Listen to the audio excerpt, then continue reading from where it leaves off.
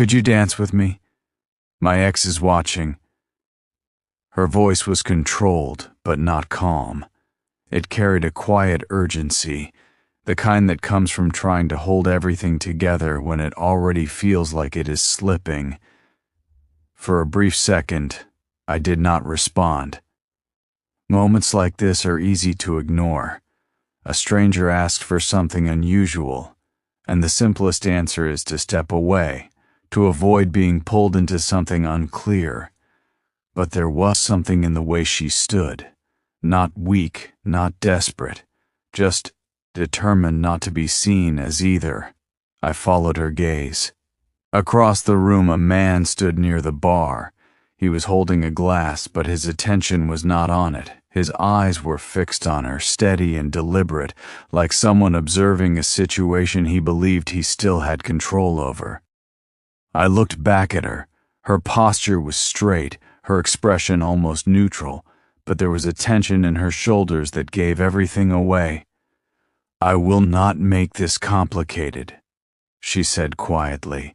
"Just one dance." There was a pause, then I nodded. "All right." The relief in her eyes appeared and disappeared just as quickly. "Thank you." I extended my hand. She took it without hesitation. Her fingers were cool, slightly tense, like someone carrying more emotion than they were willing to show. We walked toward the dance floor. The music was soft, steady, something instrumental that blended into the background. Around us, people moved in small circles, some focused, others distracted, most unaware of anything beyond their own conversations. She stepped closer, careful and precise. Close enough to make the moment believable, but not so close that it felt personal. For him, for the man watching. "You do not need to be nervous," I said quietly. "I am not nervous," she replied immediately. I did not challenge it. Instead, I adjusted slightly, guiding the rhythm so she could follow without effort. "You are doing fine," I added. She exhaled, slowly this time. "I just need this to look real. It already does." That made her glance up at me. "Are you sure?" "Yes." She looked away again, but her shoulders lowered just a little. "He always thinks he understands everything," she said after a moment. "I just want him to see that he does not." There it was. Not anger, not heartbreak, something more controlled, pride mixed with something unresolved. "You are not doing this for him," I said. She frowned slightly. "What do you mean? If you were, you would still be looking at him." She paused, then almost unconsciously, she stopped checking where he was. That small shift changed the moment. "Then what am I doing?" she asked. "You are trying to prove something to yourself." She did not answer right away, but she did not argue either. The music continued, steady and calm, as if unaware it was part of something more meaningful than a simple dance. "You speak like you know me," she said. "I do not," I replied. "I just notice things." That made her look at me again. Longer this time. "You are different," she said. "So are you." A faint smile appeared, not forced, not strategic, just real. Behind me, the presence of her ex began to fade. Not physically, but in importance. He was no longer controlling the moment, and that mattered more than anything. "I thought this would be simple," she said quietly. "It rarely is." She let out a small, genuine laugh. "I saw you standing alone," she added. "You looked calm, safe." "Safe is not always accurate," I said. "I am starting to realize that." We continued moving with the rhythm. The space between us felt more natural now, less calculated, more honest. "You did not hesitate," she said. Most people would have. Most people prefer situations they understand. And you? I prefer seeing where things lead.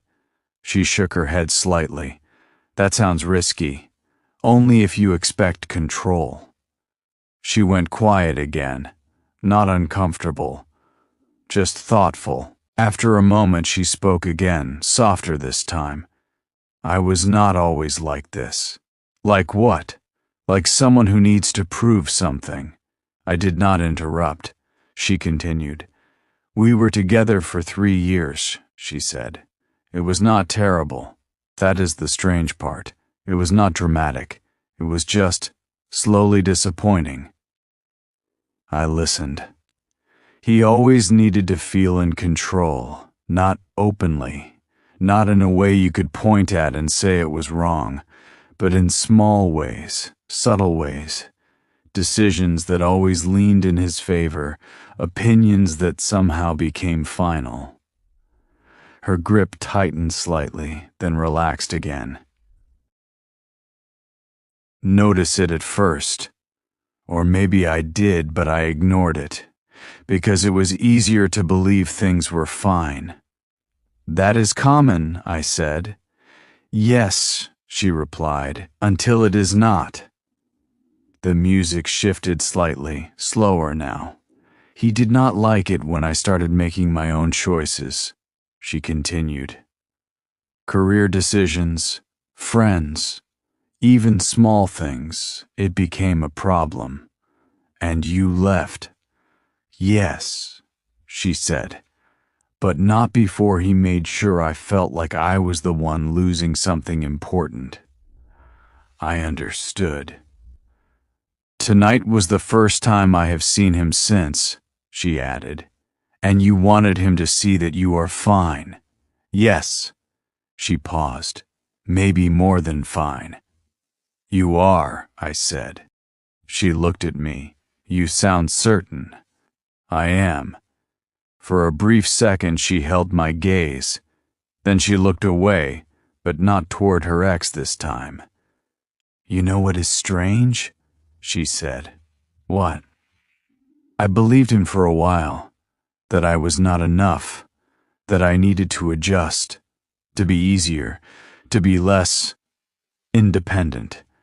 And now I am not sure why I ever thought that. Because someone repeated it enough times, I said. She nodded slowly. Yes, that sounds right.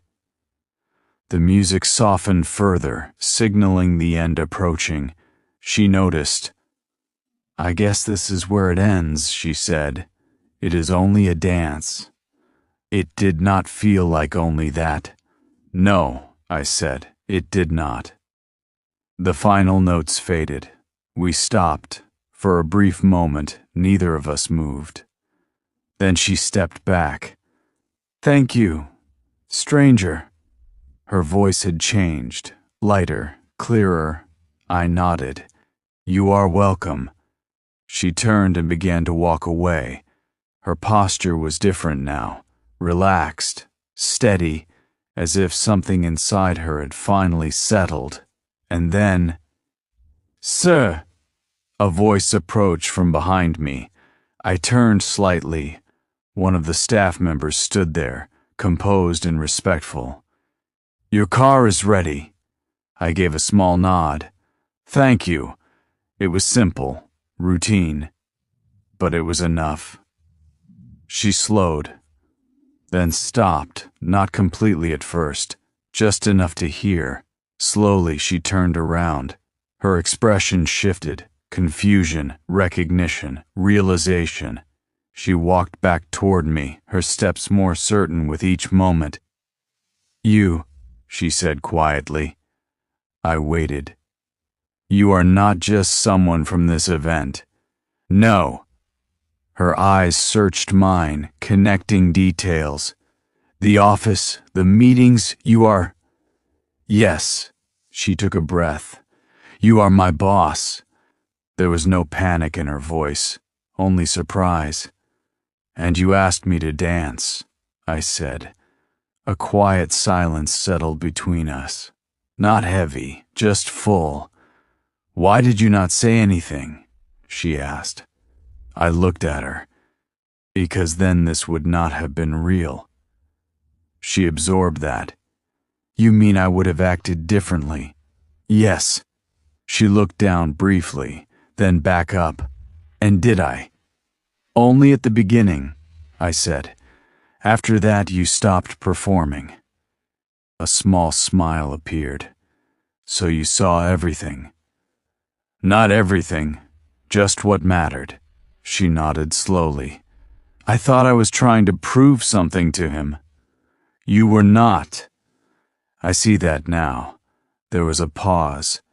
"I should feel embarrassed," she said. "Why?" "Because I asked my boss to dance, just to make someone jealous." "You asked a person," I said. The title came later. That made her smile again. This time it stayed. "I am glad it was you," she said. "Even now, especially now." I studied her quietly. She was not the same person who had approached me earlier. The tension was gone. The hesitation had faded. What remained was clarity. "I will see you at work," she said. "You will." She turned again. No hesitation, no looking back, no checking who was watching. And that was the difference. Because the most important moments are not the loud ones. They are not the ones that demand attention. They are quiet, subtle, almost invisible. A whisper in a crowded room, a hand extended, a choice made without fully understanding why. And then, slowly, everything begins to shift. It was never about the ex. It was never about the dance. It was about the moment she stopped trying to be seen a certain way, and finally became who she already was. And sometimes, that is where real change begins.